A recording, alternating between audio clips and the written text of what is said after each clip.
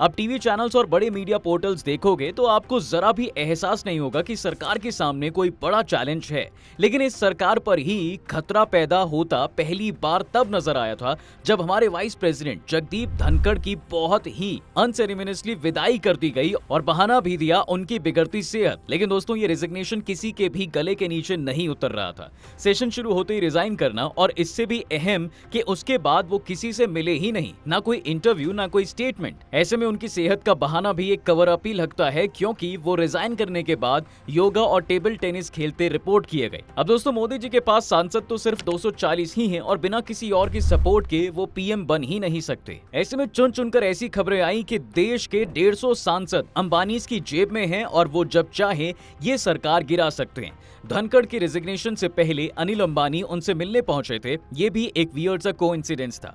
और इसके बाद क्या हुआ कि अनिल धीरूभाई अंबानी इन पर ईडी और सीबीआई की रेड पड़ती है, ऐसे मामले में जो 9 से 10 साल से ठंडे बस्ते में पड़े थे।